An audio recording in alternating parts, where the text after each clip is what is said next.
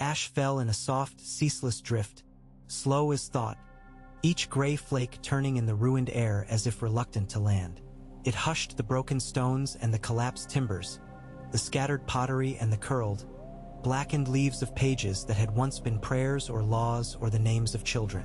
Where the ashes settled thickest, they gathered in corners and on the unmoving faces of the dead, rounding the angles of bone and the stubs of charred fingers, frosting them in a parody of winter. When the wind changed, the flakes lifted and spun and revealed what lay beneath. Red where it had not yet cooled, white where the heat had scoured all other colors away, a glimmer of glass where sand had melted and set again in strange, shining drips. Jon walked through it with a stiff care that had little to do with wounds. His boots sank a little at each step, the ash rising over the leather like surf. It crept up the legs of his trousers. The heat wormed through the soles and made the cut along his heel throb. He had not slept, but there was no tiredness to rest in. The body knows how to spend itself when there is work, how to lay down on stone and accept hardness, but there was no place to lay this down. His breath went in and out unevenly. Above him the sky was a pale, burned color, and once, twice, something far away gave a long, terrible cry that was not human. The sound flattened itself against the buildings that still stood and came back altered. When it ended, silence poured into the space it left, and the ash fell more audibly, each flake a soft hiss on another. A child's toy, blackened wood in the shape of a horse with one queerly preserved blue bead for an eye, lay against his boot. He lifted it without thinking and then, with the same unconscious motion, set it on a stone ledge. There was nobody to return it to. He knew that as completely as he knew how to breathe. Davos was there, a yard or two to his right, rubbing ash from his beard with the back of his wrist. The motion made a pale streak on his skin. He said nothing. They had said all the things for which there were words before the bells had rung. Since then, the words had felt like spoons chipped on stone. "Smoke's changing," Davos said at last, voice muffled by a scarf damp with sweat and soot. "Wind shifting round. Might blow clear if we keep on." Jon nodded, then realized Davos might not see the nod. He added, "Aye." Shouts came ahead of them down a street that had no name. It was not the first time they'd heard shouting that day, and not the worst. Some cries were jagged with pain, some thin with horror, some round and open and shockingly childlike, and some were the flat voices of men giving orders because giving orders means you are still alive. These were that last kind. Unsullied voices, clipped and exact. Between them rose other sounds. Pleading in an accent of the city, the sizzle of water thrown on something that would not agree to be cooled, the heavy thump of something dropped. Jon quickened his pace. Davos did too, though he swore under the scarf and put a hand to his lower back. They rounded a corner. The street opened into a square, if it had once been a square. It might have been a market, a place where fruit had been stacked in mounded colors and a woman had laughed at a joke so funny her hand had gone to her stomach. There were no stalls now, no awnings. A statue had fallen and split. From the chest of the Stone King rose a gravely spire that was his own shoulder turned spear. Along the far side of the open space, a line of men knelt. Their hands were bound behind them. A few had the remnants of guilt on their sleeves. Lannister red turned muddy. One still wore the half of a breastplate charred to charcoal. Another wore only his shirt and blue breeches. His hair was matted with soot. They were all younger than Jon in the way that men at the edge of their lives are suddenly boys. In front of them, 6 unsullied stood with spears upright and faces unblinking. Grey Worm stood to one side. He had blood spattered across one cheek that had dried in an abstract line. The hand that had once worn a slave's name on it tightened and loosened on the wooden haft of his spear.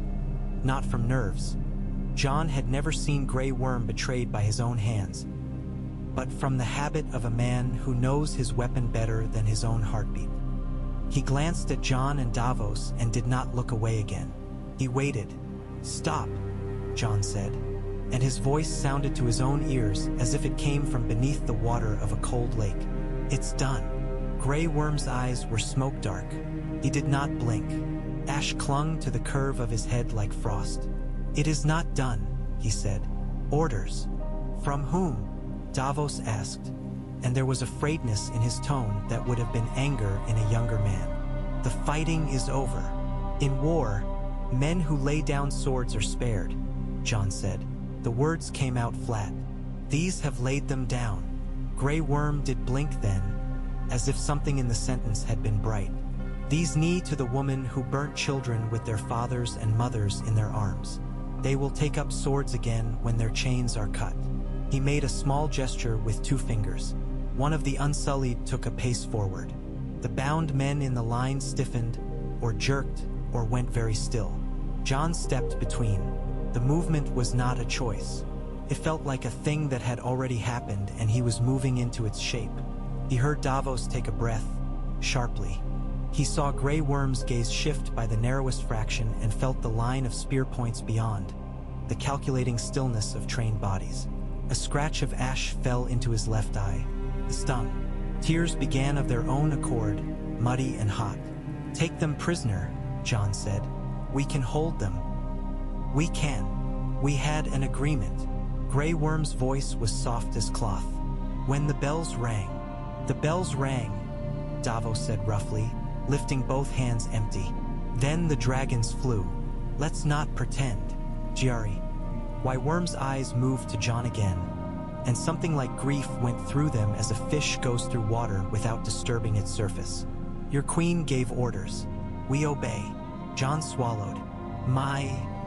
His tongue tripped on the word. The ash in his eye made everything shimmer with a false clarity. He saw the line of throats, the cords in them straining, the way fear made the skin beneath the jaw taut and thin. He saw the fingers of one man pressing at the cords that tied his hands, pressing and pressing as if his hands could still learn to be small and slip the rope. He saw the notch on Grey Worm's spear where wood had been chewed away by salt. He saw the ash in Davos's beard, and the blood on the cobbles turned to a thick brown syrup in the heat. A sound swept across the square, dull and vast, as if a giant had put a hand into the sea and pushed. The men kneeling flinched. The Unsullied did not. Jon turned his head toward the harbor without meaning to. A moment later a smell came, a wrong smell in all this smoke. The iron scent of a storm off a frozen river. The tide, Davos said, but the word was uncertain. Hold, Jon said, though nobody had moved except the ash. There are airs that belong to certain places and times. There is the air of dawn in a stable, sweet with hay and warm with animals sleeping and a hint of leather and oil and old hair.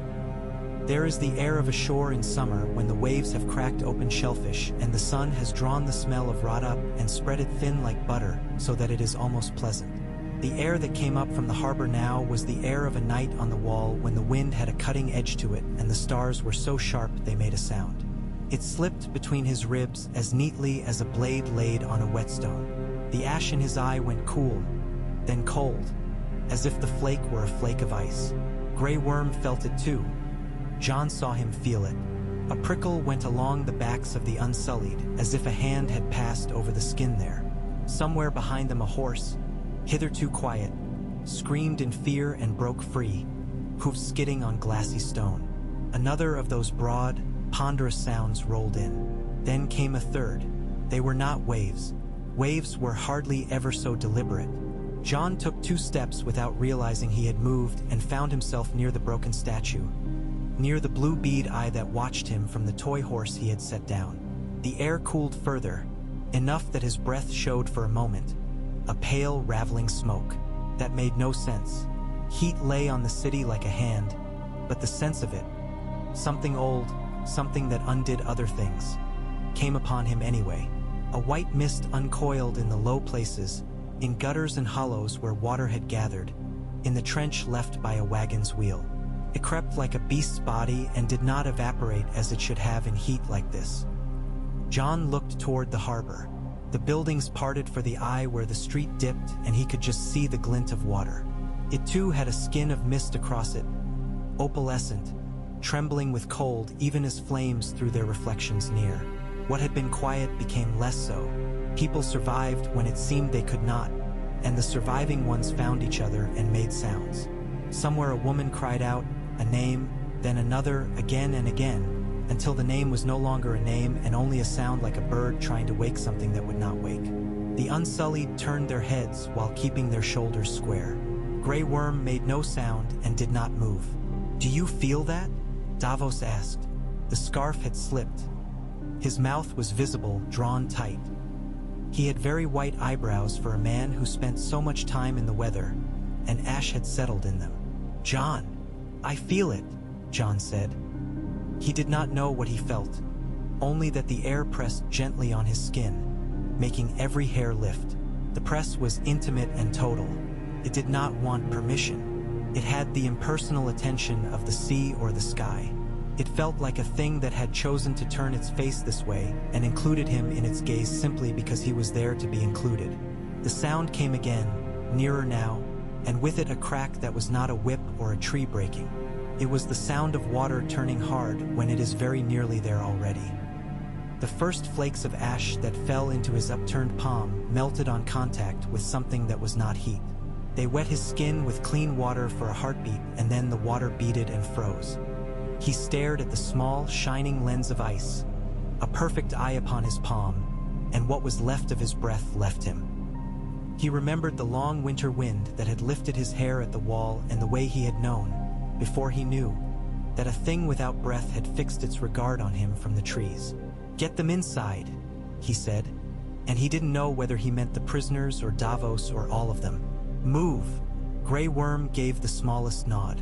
Even as he moved his lips to give an order, something enormous rose from the harbor. It was not a whale. It was not a ship. It was a shape he had known in heat and sunlight and the gold of desert morning. This shape now was that shape remade, a thing he would have known with his back turned and his eyes shut, taken and broken and hammered into a different metal without losing its essential form. Wings unfurled out of mist, wings so wide the shadow of them reached across the square and made the ash fall faster where it crossed. The long neck came last, lifting with a sinuous heaviness as if pulled from the world below by cables of cold. The head, bright as a knife once, was pale now, a color beyond white, a dead white into which a touch of blue had been mixed so thinly it was almost only an idea. The eyes were the color of an old glacier, a blue with light inside. It shook itself, and where a horse might have thrown water from a mane, this thing shook frost in a glittering rain. The city had been noisy in all the worst ways, but this made it chew. Quieter. People ducked without meaning to. Grey Worm did not duck. Neither did Jon. He did not know he had straightened his spine, but he felt the pull along the scar above his ribs as he did. Viserion, he thought. The name rose into his mind as automatically as a curse. The dead dragon, the fallen one, the boy who had clung to a rope while his breath stabbed him and watched the beast tumble through a sky as clean as glass and strike the earth and not move. The dragon that had burned blue fire on the wall and made old stones flow like wax. The dragon whose breath had been a sledgehammer in his chest when he had run across a frozen lake. Viserion. Drogon answered from somewhere invisible beyond the smoke with a roar so fierce it seemed to tear the ash into two separate species, the falling and the rising. The answering sound from the creature above the harbor was colder, quieter, like knives being drawn in a procession one after another. "Mother's boy," Davos said, and was surprised enough by his own words to laugh once. A single harsh sound. Grey Worm's expression did not change. He had glanced at Jon, and the glance had increased in weight by a fraction, as if the two of them had silently picked up a box together. Viserion, the thing that was Viserion and was not clean with the white of death as snow is. He was altered in half-visible ways. Where the membranes of his wings once had been a living leather, thin and mighty and full of warm red light when backlit by the sun, they were now a translucent film earlier than glass and thicker than ice, hard to look at because the edges drank the light around them. His scales were cut with a frost that never melted, a fur of glitter too fine for fingers. Between the scales, the flesh was a deep, steady blue with a softness to it like the inside of a winter night. The air around him smoked with vapor that did not rise. It flowed downward, pooling on rooftops and under eaves, coating black walls in white breath. His mouth opened a little and shut, and a noise came out that was not a hiss, not truly, and yet remembered snakes. It was the memory of a hiss from the end of the world. The square felt small then, and the men kneeling in it very small. Jon stepped toward the edge of the street, drawing nearer to the open place from which the dragon might come. He heard Davos say his name again, but did not answer. The noise of wings drew close enough that the air shuddered. The dragon crossed the square once, above the height of the tallest remaining tower, a long loop of a pass to sea. The shadow slid across the kneeling men's faces and left ash on their lips. The eyes, those eyes, looked down, and their looking had a weight. Jon knew the particular, unnerving feeling of being looked at by a dragon. He had felt it in the dragon pit far to the south and on a choppy sea and in a wide grass plain. What he felt now was that and something else overlaid, a presence not of beast mind alone but of winter's single purpose, to turn, to still, to take heat and make of it a memory. He felt that gaze as if it had fingers. Drogon's roar came again, closer now, and he erupted from the smoke like a black spear thrust from a cloud. He banked and climbed, rage in the whip of his tail, in the clawed rake of his wingtip intent across the air. Viserion rose to meet him, light and slow, as if the air obeyed him reluctantly. For a moment their paths cut close enough that a line connected them across the city, fire to frost, and the ash between them lifted and hung like a net. Jon's mouth was dry. He put a hand to the broken statue, to the cold stone shoulder still upright, to steady himself. He found that the stone was cool. He stared at his hand on it, an absurdly human hand with its nicked knuckles and the scar along the middle finger from a boyhood sword's play. He remembered touching scales once and feeling the radiance of heat below, the thud of a heart that was as much flame as muscle. He could not imagine the feel of that skin now. He could, or rather he found that his skin remembered the bite of the lake cold on the other side of the wall, the way the cold had seemed to know his name and to be uninterested in it. Jon. Davos again, not loud, not with orders in the tone, only with acquaintance. Where are you going? I don't know, Jon said, and it was true. He felt himself say the words from some distance. The dragon shadows crossed them again. He looked up and saw Drogon's belly like a night sky and Viserion's like a frozen river. The two great bodies circled and considered. Drogon bellowed fire in a harsh cough toward the open air, and Viserion opened his mouth slightly wider, and the moisture in the air around the gout turned to spicules that fell with a faint, crystalline rush. Not for the first time Jon thought that dragons were more than beasts, nearer to the bones of the world than deer or hounds, and that what happened between them was more than a contest of territory. People will always choose a story if one is available, even when the moment is not yet done enough to be made into one. Already, near him and behind him, he heard some murmur the lost one and a ghost and come back to his mother and sent by hell. Ash made every breath a prayer. Jon took another step toward the open edge. Across from him, at the far side of the square, Unsullied stood without blinders, looking 2 heads tilted back. Grey Worm had not moved except to angle his spear point toward the sky, not in threat but in acknowledgement that the world had changed again. He looked at Jon. The look meant nothing and everything. See, it said, do you see what we obeyed to come this far? Do you see what we will oppose if ordered? Jon's heart went up into his throat. It was not fear. It was not any one thing.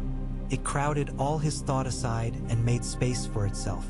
The feeling had a shape like a path laid across a winter field. You could walk it or not walk it, but the shape would remain regardless. He thought of ghosts and of ghost.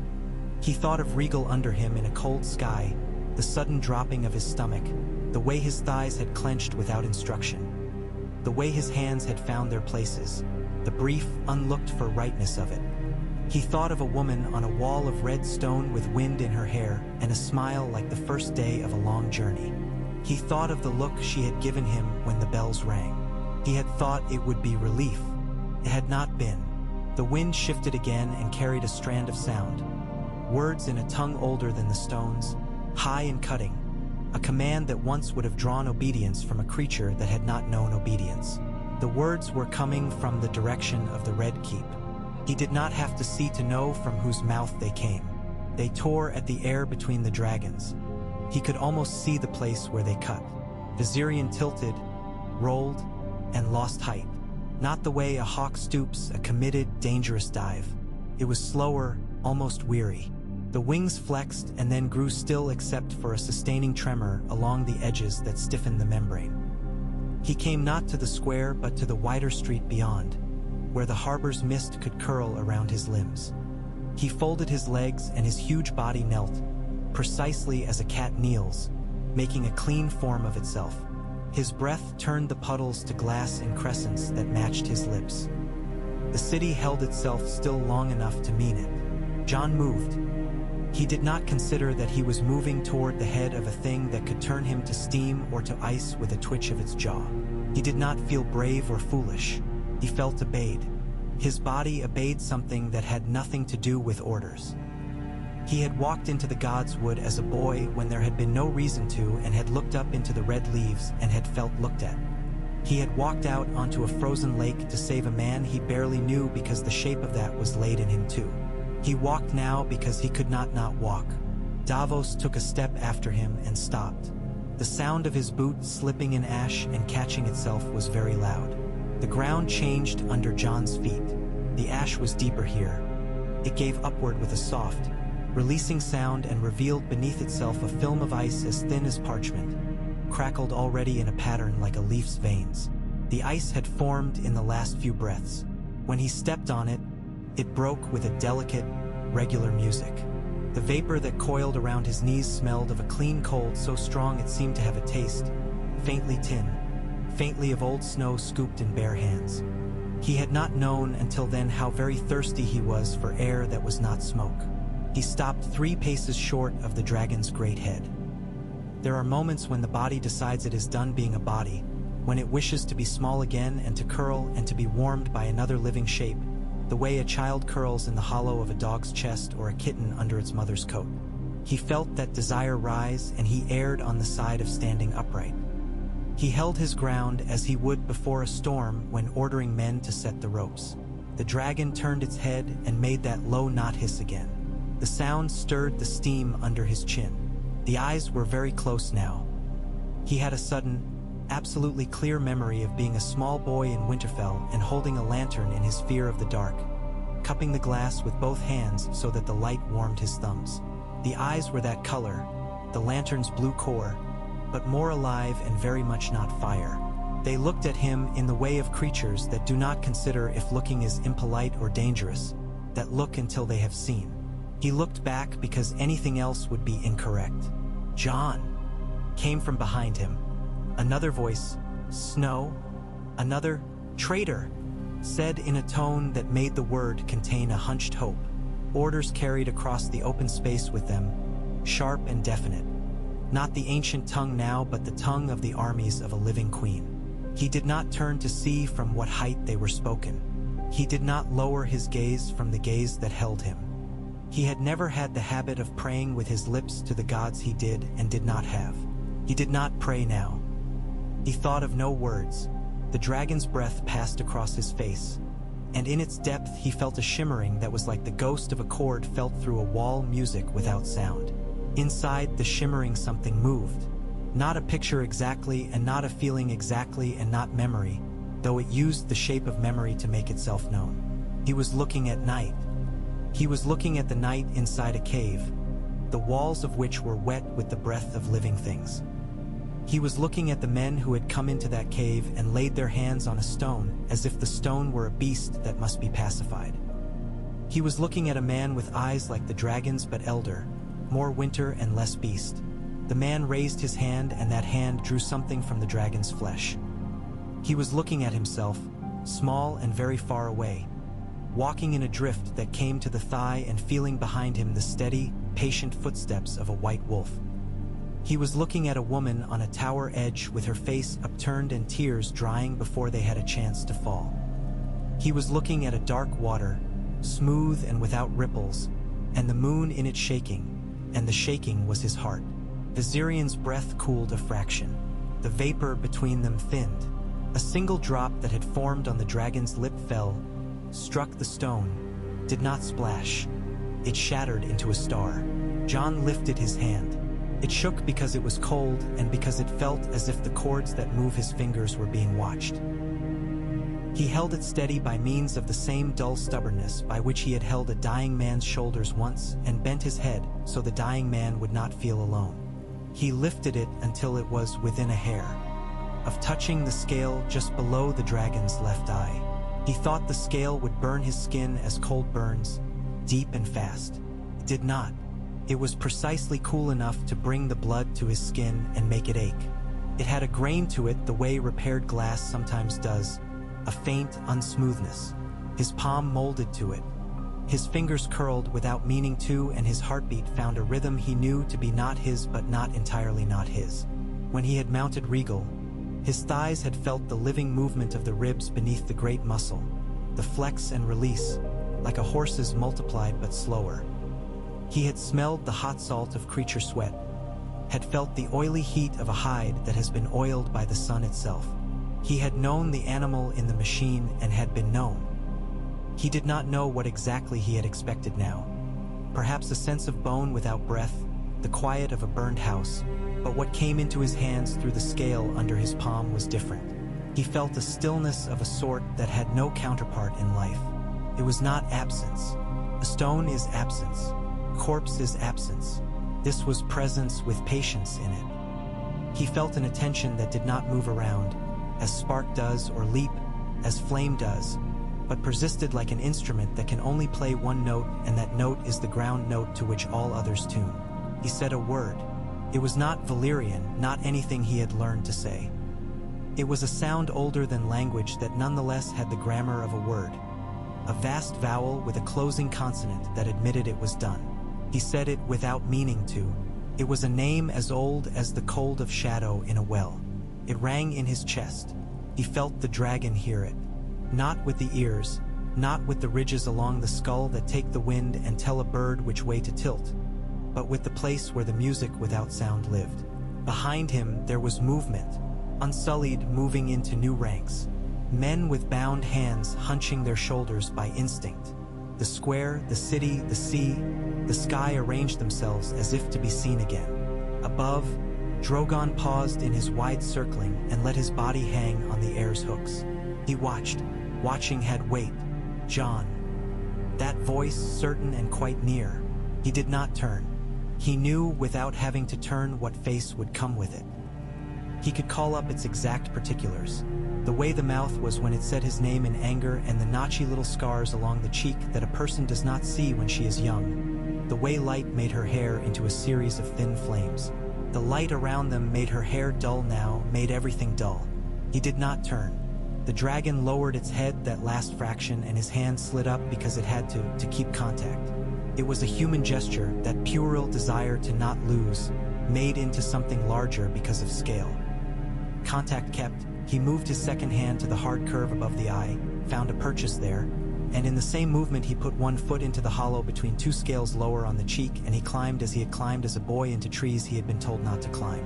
It was a moving upward into a place that had seen him and had decided, perhaps against its interest, not to move away. He slung his leg, pulled, and sat.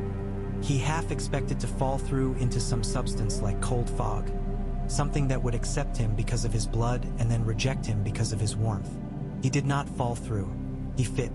The scales, for being what they were, had a surface that understood friction. His calves and thighs remembered in detail what to do because the body is built to learn and keep forever things like how to brace against a living storm. He found what he remembered as grips, ridges, the places where the natural geometry of a thing affords what a human hand needs. He fitted, and in fitting, the world went into that same new, too sharp clarity he had felt when the ash in his eye had turned to ice. It was as if he had been wearing a helmet that was a tiny bit crooked for a long time and it had suddenly come straight. He took a breath he had not known he needed. It did not feel like owning anything. It felt like lending something. He lent his heat and his name and his choices to this presence that did not require them but could use them. In return, it lent him its patience and its seeing and the strength that is not muscle. Then he heard her again, closer, below him. "Jon," she said. He looked down. She stood among the unfallen stones like a figure that had been carved for a niche that had later collapsed and spilled her into the world. The ash did not lie on her to the degree it did on other things. It was as if she gave it a place to land and then warmed it to air again. Her face was drawn, and there were lines at her mouth that had not been there before the bells. She did not look up at him with triumph. She looked at the dragon as if she were looking at a child who had been lost at a fair and had stumbled back with blood on its head. "My son," she said in her own tongue, and that was only half a lie. "Come." The word fell on the air like a coin. Viserion turned one eye toward her. Jon felt the rotation under him. The muscle of the neck moved in a small, inevitable way. He felt the ancient command batter at the place where the not-sound music lived. He felt the refusal form not as defiance but as a different kind of obedience. She lifted her hand. Even in the gray of the day, the rings, the small, precise weight of gold at her fingers, caught what light there was. "Come," she said again, and this time she meant not only the dragon, he thought, but the man on him. "Come down, come to me, come back into the shape of the story we were telling." He did not answer. He did not have words to answer. Something in him ached like a bruise to go to her and put his head on her shoulder and say nothing and accept forgiveness he had not asked for and perhaps did not deserve. Something else in high, older, colder, not in rebellion but in simple declaration, said that the story had an ending she did not see and that he was now inside that ending whether he preferred it or not. Grey Worm had moved nearer. His spear was no longer angled toward the sky. It hung down along his leg with the point chaste and innocent against his calf. He lifted his chin a little and regarded Jon with the same perfect grammar of regard as a man looking at a storm front and deciding whether to furl sails. He was waiting for a word from the queen that would be a rope thrown into a gale. If the rope was thrown, he would take it. "Jon," Daenerys said, making his name a weapon and a plea and something else besides, something intimate that had nothing to do with crowds or armies. "Get down." He shook his head. The motion was minute, scarcely more than the flutter of an eyelash, and yet he felt the way it translated to a shift along the dragon's spine. Viserion tensed in some prepared way, a way that suggested lifting. The cold around them sank an inch. A thin-voiced wail rose somewhere. Someone seeing not a dragon but the return of a knight that had only just retreated. "You will be killed," she said, not with the knife of threat but with what sounded like the dull thud of prophecy. "If you set yourself against me, you will be killed." He looked at her a long time, as if looking could build time. He could not imagine any combination of words that would be adequate. "I am not setting myself against you," he thought, and knew as the thought formed that it was both true and not true. "I am setting myself between." He did not know between what and what. The place in him that was very small and very cold and very alive did. "Move," came a voice from the ramparts. He recognized it, stern, high, trained for command, stripped of personal color. "Loose if he rises without leave." Leave. The word fell oddly on his ear, as if there were leave to take from anyone now. He could feel archers if there were any left, scorpions if any could be cocked after the fire, men with javelins whose shafts would freeze from end to end while in flight and fall to shatter like glass. He could feel the men with their hands bound, holding their breath for the first sharp sound, because they were still in the world. "Stand down," Daenerys called without looking up. She did not glance toward the ramparts where those orders had formed. She kept her eyes on Jon. She had never had more power than she had then. She had never looked more lonely. "Stand down," she repeated, each word distinct, and then softer. "Jon, don't." He did not know whether she meant "don't go" or "don't make me do this." He drew a breath to speak. Viserion lifted his head a fraction in the same moment as if anchored to that breath. The city and all its sounds seemed to lean toward the same point, a balance on a knife's edge. From above, Drogon gave a huge, reluctant gust of wing that brought him nearer, trespassing, not glaring but full of watch. The question lay between them all. A cloud passed. It was not a cloud. It was a ruin of smoke that had not yet made up its mind to rise or settle. It dimmed the day. Under its blush the cold deepened, as if the smoke had brought night in its pocket. Jon laid a hand flat and forward on the scaling. He said the word again, the not word that was a key in a lock. Viserion listened and answered with movement. The takeoff was a lifting, a careful, slow unwinding. Rhaegal had launched once with a spring that had thrown his heart against his teeth. Drogon, the only other measure he had, took the air like a thrown axe, a hard, committed leap. Viserion rose the way winter rises in a country. Steadily, implacably, each day less simple than the one before. The wings flexed and did not beat much. The air buoyed and bore them. The ground fell away a measured hand at a time. The unshed cold concentrated along his hands and inside his teeth. The first bolts came then, late and misplaced, more a reflex than a real choice. Jon heard them rather than saw them. Solid things forced into a sky that had turned to a kind of liquid. One thudded into a wall and shattered in a sound like breaking bones and glass. A second passed beneath the dragon's outstretched wing and hit a patch of paving stone rimed with ice. It slid and spun and went under the kneeling line of prisoners without touching any. The sound it made going under their kneeling bodies was ugly and soft. A third took a soldier in the thigh and sent him down, screaming. The unsullied formation rippled, opened around him, closed again, the calm of it terrifying. Daenerys did not cry out an order to shoot more. She did not raise her hands as if to catch him. She stood, and the ash drifted on and clung to the hems of her garments and made them heavy. Her face had an expression that made Jon look away because there is a limit to what a man can address while also not falling. The dragon rose. The city below widened into a map full of things that had once been specific and were now simple. Black lines, pale shapes, a pool of glitter where someone had spilled a flood of iron. Jon's stomach drew itself thin, as if it wished to be a cord and tie him to the world he knew. He did the thing one does. He leaned forward, flattened his chest to the ridge, let his thighs take the weight, bent his knees so they might absorb the shifts. The cold crawled up the inside of his arms and into his shoulders. He exhaled and his breath whitened and was snatched away. He glanced once to the left, toward where Drogon hung. The widow-black dragon kept pace at a distance. He looked at Jon. That was foolish to think. Dragons do not look at men as men look at men. And yet he did. The city shrank. The square became a mark. The line of men kneeling made a brushstroke. Grey Worm, who had seemed so near, became an idea. Obedience with a human mouth. Daenerys became a bright point in all that ash, a star fallen to earth. The red heap looked like something built by children with good hands and too little experience. The harbor sent up its small clouds of breath. Higher, Jon said, the word sticking a little in his throat, and the dragon answered with a degree more lift. The air grew thinner, the cold more like a howl in a cave. Around them ash diminished. He could see the line where the burning stopped and the sky resumed its usual color. He set his mouth and did not lick his lips and let the misery of cold enter him the way a man allows hunger when food must be saved for others. He had learned that lesson in a night on the wall when they had run out of bread and thought they would not see the morning. He felt now something like the opposite of hunger.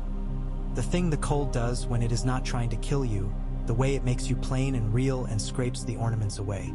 Below, on a tower whose top had been softened by fire until it curved, 3 figures stood and watched them go.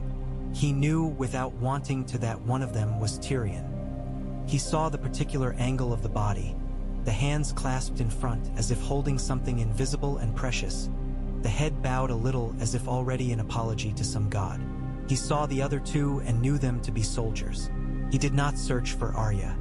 He did not want to see her face watching the sky and calculating distance and possibility, because she was clever and quick and would use those numbers. He used them too, and his result was this. They would live, all of them, if he could make that happen. Viserion leveled, then turned. He turned not like a bird whose wing dips and whose light body follows. He turned like a river that has found a new bed and taken it simply because it is away. Jon leaned with him. The city fell behind. The bay spread its torn mirror under them, dark with ash, sharp with pinpoints of reflected flame. The dragon skimmed along at a height that made the water feel close enough to taste. Where his breath passed, the surface tightened and whitened for a heartbeat, and then the whiteness broke and was gone. Gulls rose in a panic, their white bodies erased and rewritten by the gray. A broken mast stuck out of the water like a reed. There was no wind. The speed made its own. They left King's Landing behind as one leaves a room that one has leave to return to but knows he will not. The long arm of the shore bent away. Jon felt, slowly, a hand unclench around his heart. He breathed more evenly. He put his hand, without looking, to the scale under it and felt the attentive, patient presence there. It neither comforted nor refused. It was a floor under him. Ahead rose a shape that had been in his mind since he had first been told stories by a man with a missing head of fingers. Dragonstone. The island was the old idea of what a strong place should be, all sharp and sudden. A fortress that believed in cliffs and wind and in making the sea angry around it so as to frighten the heart out of lesser forces.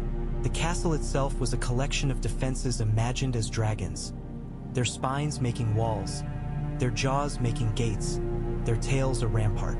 Jon had seen it under weather that made a person feel like a guest in a larger conversation. He had landed there before on the back of a different dragon, in a different time with different things asked of him. As they approached now, he felt the place receive Viserion as a dog receives a hunter who smells of its master's hand. He had not known where he would go, but he knew where he would take this first breath that was not ash. He did what was possible. He lowered the dragon by holding the knot word inside himself and loosening it. Viserion dropped, not in a lurch but in a slow kneel. The courtyard where he had once stood and argued with a queen received them. He saw the cracks in the stones where heat had driven out the water within them and left voids. He saw weeds that had no right to be as alive as they were. He saw a banner he did not recognize, burned to no color. He leaned and slid down as he had learned to along the shoulder. He landed and the ground did not give. He put both palms flat to the scales again, quickly, in thanks or in fear or out of a child's habit of touching, and then a second time touching again to make sure both hands have felt the same thing. The cold that lived around Viserion made everything else more ordinary by contrast. The salt smell of the sea was sudden and simple. A gull cried and its voice was exactly as ugly and comic as a gull's ought to be. His own breath fogged and then disappeared. He looked up. The sky above Dragonstone was iron gray. The ash was more sparse here, falling in thin strands. He thought of how he must look to someone who had watched from a distance. A man whose hair was clotted with gray dust, whose face was cut with cold around the eyes, standing with his hand on an impossible thing. He had the first thought about time since he had lifted into the air. How long would it be before someone followed? How long before Drogon's black shape cut against that iron sky? Before ships rode into that dangerous harbor? Before a woman came whose face he knew better than he knew his own? He could not know. He only knew that he had this courtyard, this dragon, this breath, in the sum allotted. He crossed to the doors. The wood was old, the iron patinated by salt. He pushed. They swung in with a groan like a man getting up from a long rest. The hall beyond was colder than the air outside, not with Viserion's cold, which felt like the shadow of a hand on the skin, but with the cold of stone that has never been warmed by many bodies in laughter. He went in.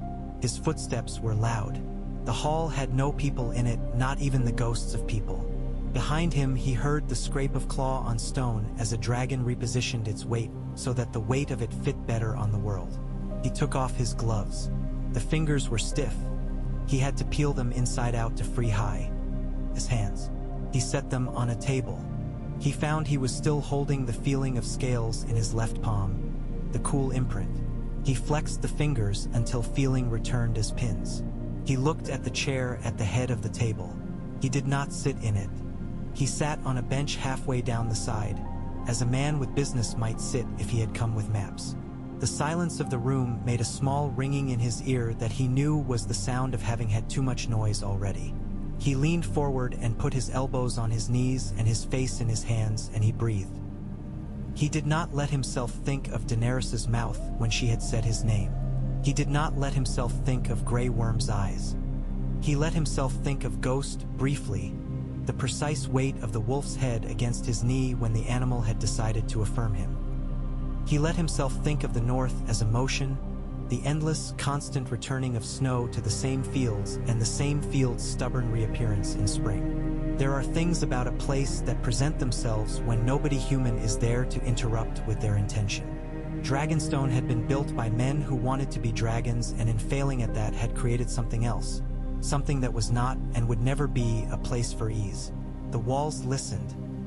He heard in the listening the suggestion of rooms beneath the rooms, caves beneath the rooms, and beneath the caves the old bones of the island, black and smooth.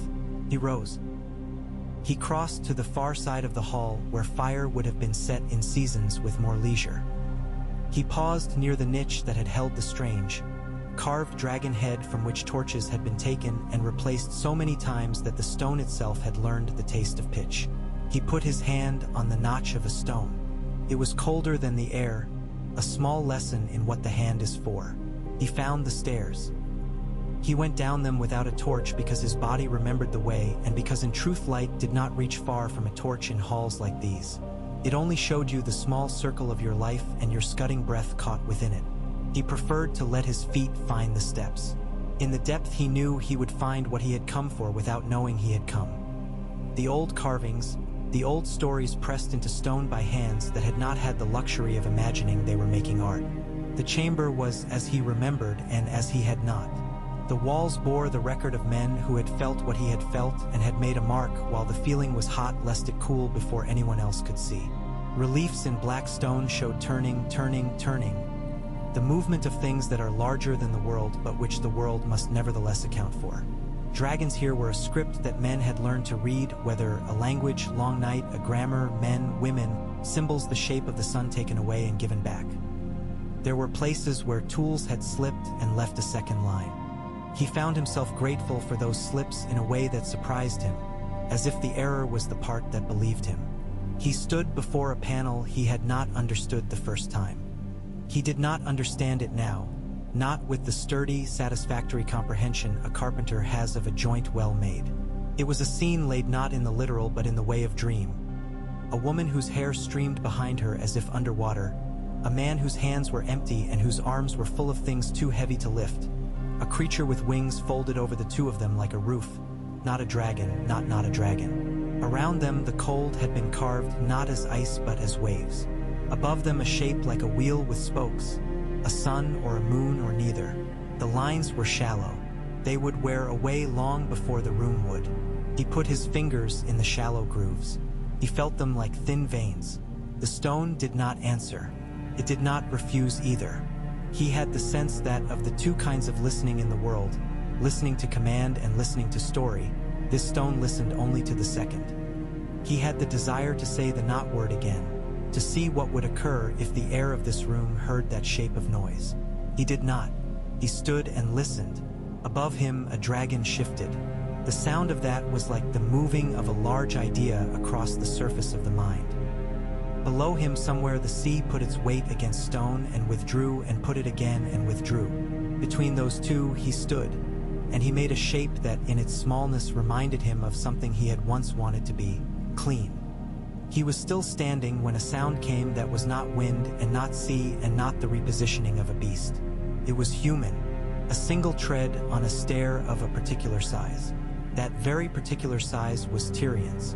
Jon did not turn until the door of the chamber's stair opened.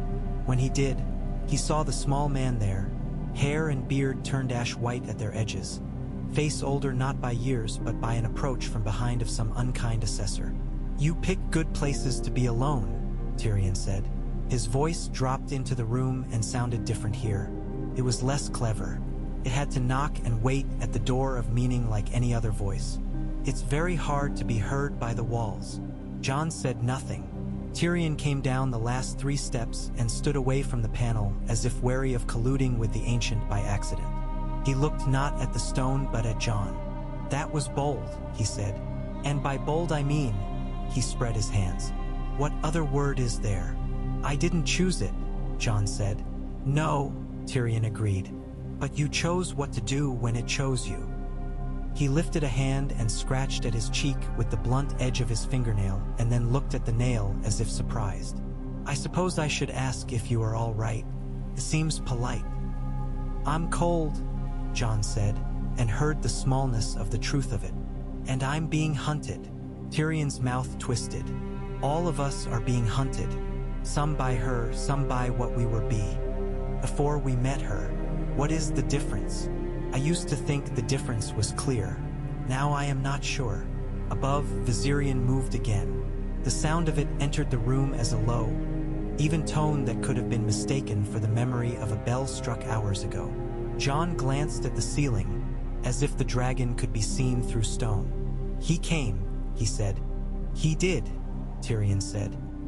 He looked at the carvings then, and his face softened and fell, the way a face does at a funeral when a line in a song breaks the person who has held themselves together too long. She will come too, he added after a heartbeat. We both know it. Jon inclined his head. The truth had a taste like iron. What will you do? Tyrion asked, and then added with the small mercy of humor. I'm asking only because I have no idea myself, and I'm always greedy for other men's plans when my own are poor. I don't know, Jon said.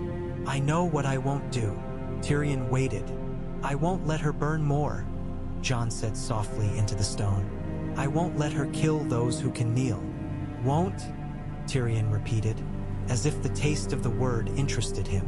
A word for boys and kings. Jon looked at him. I did not ask for... He began, then stopped because he had said that sentence 100 times and it had never helped.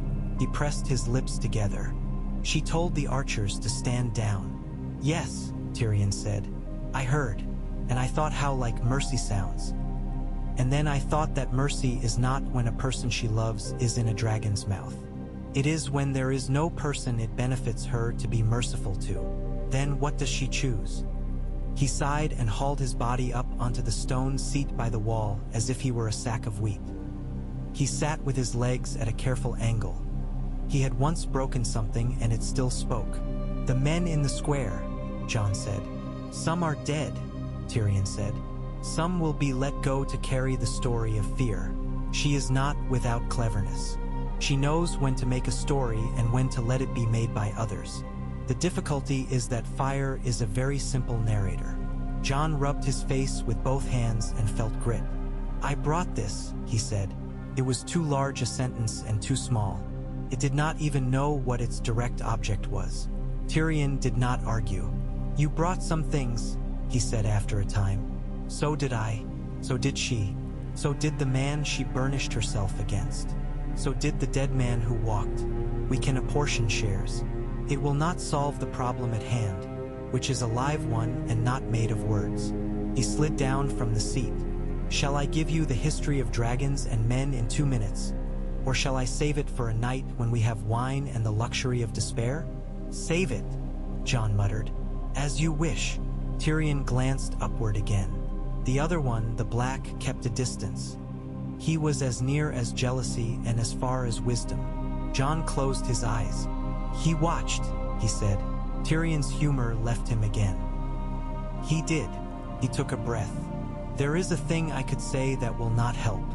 I could say that once there were riders who believed the ice and the fire were meant to be wed, not opposed. They carved about it. He gestured toward the panel. They tried it. Some of them. Once. Twice. Secrets within secrets. Lacking a poet, they left us pictures. He shrugged. Now I have said it, and it has not helped. Jon looked at the panel again and imagined bodies under wings. A shelter that was not warmth and not cold, but a kind of admission of tenderness by two things that did not admit things. He did not understand it. He did not yet need to. Footsteps on the stairs above again. Light, quick, with a readiness in them that made Jon's skin tighten. He did not know who he desired most to see or least. He knew who he would stand for regardless. He stood. It was not Daenerys. It was Arya. She came down the last steps as if she had been in such places all her life. She looked not at the carvings. She looked at the two men and measured them as if they were positions on a board. Her hair was drawn back in a knot that might have been done while running. Her eyes flicked to Tyrion and away as if checking a stone for strength with the edge of a boot. She looked at Jon last and did not look away. Relief passed through her face and left no mark, as a breeze passes over a lake and does not disturb the depth below. "You're alive," she said. "So are you," Jon said. He felt suddenly and utterly tired, so tired that the place in him that had wanted to lie down at the feet of a beast and be warmed almost forced him to sit. He stayed standing. "Where?" "Later," she said. Her mouth was a firm, efficient line. "They are coming. All of them. Some to take you, some to talk you down, some to watch you fall." She moved around him and stood with her back to the panel, arms loose at her sides. She glanced toward the ceiling. "And he," she added, and there was the smallest focus softening in her look. A child seeing something immense and letting herself for an instant be child. "You'll freeze your nose off on that one." Tyrion snorted. "There is some justice in that," he said. "In what?" Arya asked. "In the notion that Jon Snow, whom winter has been trying to claim by honest methods for years, should be finally claimed by a dragon," Tyrion said. "I find it poetically agreeable." Arya hardly listened. Her body had become vectored toward the stair. "What's your plan?" she asked Jon without turning her head because she did not need to. "Not to start a war," he said. She nodded, a small, hard movement. "Good plan." She drew a breath. "She'll call you down. She'll speak and she'll make it hard. You know this." "I know," Jon said. His voice failed him once and he had to clear it and begin again. "I know." Arya did not touch him, not because she did not wish to, possibly, but because her uses of touch were very few and very exact. "Do you want me to do it?" she asked, very quietly, a not question disguised as one. "If it comes to it, I can be behind and below, and then no one will know to look for me where I am." "No," Jon said. The cold moved through him like wind through grass. "No." Arya looked at him then as she had looked at him when they were very small, and she had asked him if he meant it when he said he would take the blame for a broken thing. "All right," she said. The smallest of smiles tensed the corners of her mouth with no pleasure in it at all. "You'll have to tell her a story she can't burn." "I don't know that story," Jon said. "Then stop trying to find it in words," Arya answered. "Find it somewhere else." The three of them were quiet for a moment in a quiet full of stairs and stone and winter breath. Above, Viserion stretched. His claws found new stone and made lines in it that a mason would later read and hate. The sea put its shoulder to the island again and was refused. They climbed then because time was not a thing to be spent cheaply in that chamber. On the stairs, Jon felt the old sensation of someone behind him and someone before him and knew he had been placed where he belonged. Between. Tyrion puffed.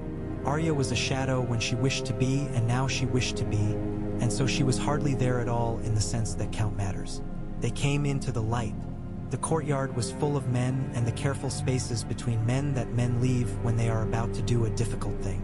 The Unsullied had come with boat skill that would have done credit to any free city.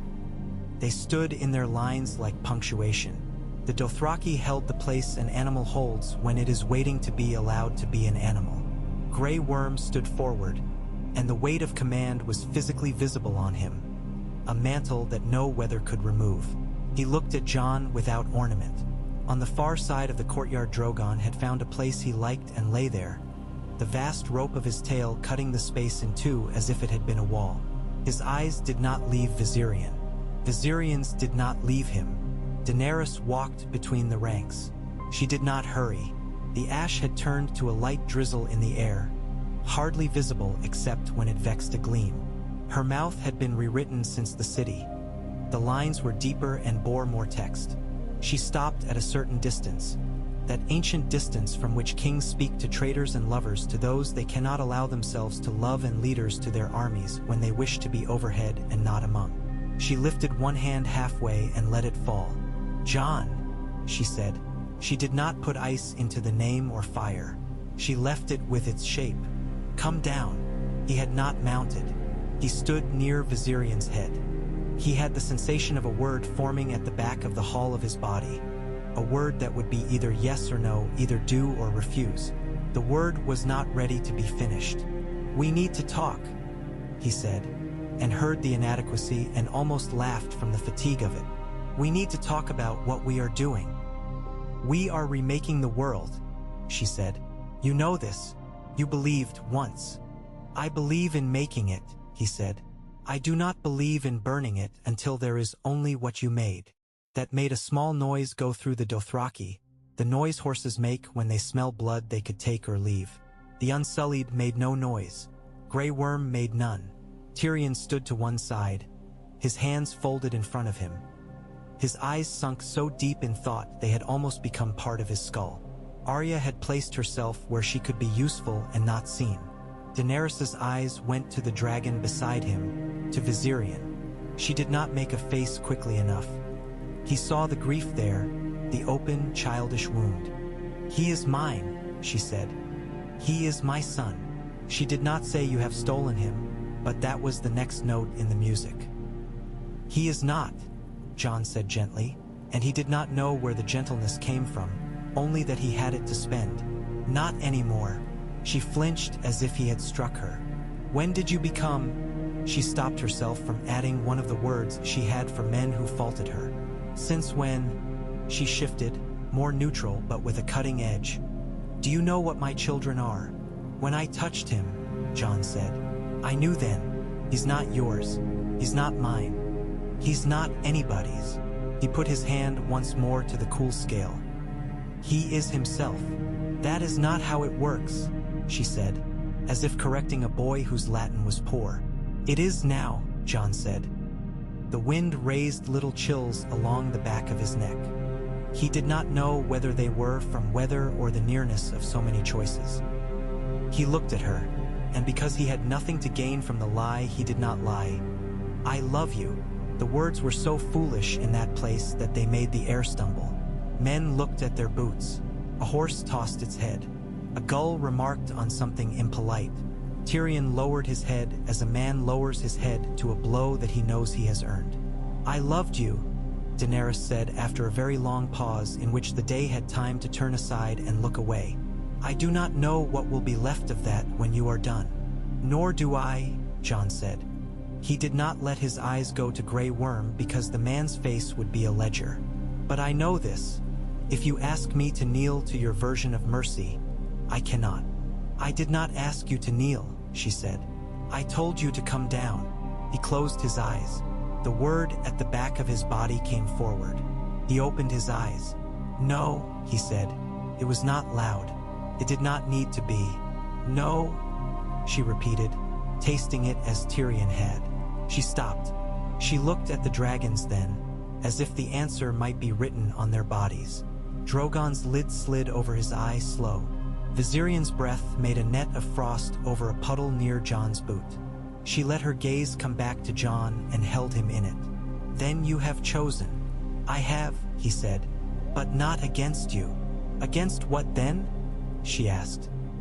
It was the kind of question that has no answer you can put into the air between two people without harming one. Of them, he could not say the thing, not in words. He put his hand to the scale. He made the not word, smaller this time. A key turned only halfway, a door eased rather than flung. He felt the answering acknowledgement. He leaned as a man leans into a wind in which he means to make headway. Viserion answered. They lifted not in refusal but in demonstration. They rose slow as before, the cold descending over the courtyard like a veil. Men lifted their heads involuntarily to keep eyes on them, and that defeated them. They had to blink hard against the freezing in their lashes. Jon's blood pulled inward. He kept the line of his back and did not shiver. He looked down at Daenerys as the diminishing seemed likely to make her smaller, but somehow it did not. She kept her full size in his eye, even as the courtyard became a square on an old map. Drogon rose to match them. The two dragons held a height, a station, a plane at which they might speak if such beasts speak. The air between them felt like a string drawn tight. The men below were smaller by the heartbeat. The sea sent up a joke of a breeze and then, embarrassed, withdrew it. Jon put the not word into the air again, only the beginning. He kept his mouth open as if listening for a second voice. It came not from Viserion, who did not have a voice like that, and not from Drogon, who did. It came from the echo into which all their voices went, the chamber larger than Dragonstone, larger than winter, where the sound of the world is kept. He heard it and placed his breath in its key. He spoke a second time, this time a different sound, a sound that had the form of a bridge. Below, Arya's mouth moved as she counted arrowheads without arrows. Tyrion closed his eyes and opened them. Grey Worm raised his spear a degree, as if to mark the position in the air where the two beasts met. Daenerys tilted her head and listened, and for a heartbeat she stopped being a queen entirely and was a woman in a land she did not know, hearing weather. Viserion folded his wings a fraction so that he dropped, the polite distance of a bow, then lifted again. Drogon's head cocked. He held a wing stiff to hold position. He opened his mouth and breathed just enough fire that it was a visible thought, a coin of flame at his lips. Viserion answered with cold that was not quite breath, not quite visible, a tightening of air that made the flame coin crack and go out, and not as insult but as acknowledgement that a thing could be changed without dying. It was the simplest of exchanges. It was hardly anything, and yet the city below, visible in the distance as a smear of gray and red and smoke, felt the air change. Fire, even worked by men in little ways, reacted, calmed a little, ash fell more softly. At the edge of the docks, where someone had been stamping out a persistent lick of flame with a wet sack, the flame surrendered. Jon did not know what he was doing. He knew only that the shape of it had laid itself under his hands, and he was following the grain of the wood. He breathed, and the dragon moved into the breath, and the other dragon watched and did the same. The woman below turned her face up. He saw the shape of it change as an understanding. No, not an understanding, a suspicion. Touched her and passed on. They hovered there a long time, long enough that even men whose lives are made of waiting grew restless, long enough that seawater gathered in the corners of the stonework and then ran over, long enough that Jon's fingers, in spite of everything he had ever commanded them, began to ache and go dumb. He flexed them, and the movement translated into a small bob of the dragon's head. Drogon dropped a yard and flared a wing to correct. There was power in the moment, and then, because all moments have shape and none are permanent, the power passed. Viserion folded, turned, and went. He went not back toward the city but outward along the coast where the cliffs cut the sea into shards. Jon drew a breath without meaning to. It stung his lungs to fill them with air that did not belong to anyone. He did not look back at the courtyard. He did not look for Arya's face or Tyrion's. He did not look for Daenerys. He did not look for Grey Worm. He looked forward because his hands were full with keeping himself alive, and because the cold had taught him a greed for the next breath that he could not afford to deny. He leaned. The dragon leaned. The world below smeared and then came clear again, as in storm when the rain softens for an instant and lets you see the tree lines. Carved into the cliffs a short flight away there were old caves he had not used before. He took them now. Viserion's great feet found ledge with a delicacy that ought to have made a mockery of such weight. Jon slid down again. He stood in a doorway of stone made not by masons but by the old mischief of water. The air here had the smell of rock that has been wet forever. He took 2 steps into it and stopped. He had wanted peace. He had not thought to ask what peace would cost him. He did not know even now, not yet. He knew only that his hands had become part of a grammar he did not write, and that he would have to learn it better than anyone else before it broke him. He put one palm on the cold wall and shut his eyes. In the dark there came the memory of a hallway in Winterfell, and a voice that was not his father's and was not his father's. A voice that had given him a name and then taken it and then given another. He did not know why it came then, only that it did, and that it made the hair along his arms rise. Not because the voice was ghost, but because it had been right in some way that he had not wanted it to be. He thought of all the names he had had and wondered which of them would be called when he died. On the ledge, Viserion exhaled. The sound made frost lift in little puffs along the stone. The sea, as always, made its case. The day leaned toward evening without a proper sun to mar. Kayet. Jon stood a long time without moving, learning the presence at his back. He was learning too the new weight of being seen from far away by someone who loved him and had a use for him and would not forgive easily. When he stirred, the light had changed. That meant little now. The day had become a thing made of smoke and dust. Still, it had changed. He stepped out, reflexively careful not to slide into the space in which a long fall waits. He put his hands on the dragon again because the dragon was there to be touched, and because being a man sometimes requires confirming that one is still in the shape of a man. He could feel, through the cool, through the scales, a live steadiness. He said the nothing word softly, not to command but to thank, and the dragon lifted his head in the smallest acknowledgement. They would come, he knew. They would come with oaths ready and speeches shaped and 100 different names for him. Names that would add weight to his shoulders or chain his ankles. He would have to meet them. He would have to answer or refuse to answer, which was also an answer. He would have to reckon with the woman he loved who had become the Queen of Fire. The knowledge did not diminish the clean rectangle of this moment. He let himself have it before he went back into the habit of duty. He looked along the line of the coast to the far low haze that was the suggestion of the north. He looked at the sea and thought of it as he had as a boy, a thing too big to imagine crossing that nevertheless could be crossed, a story adults told. He looked at the dragon's eye and saw there his face, small and pale and absurdly human, and thought, so that is me. He thought it without contempt.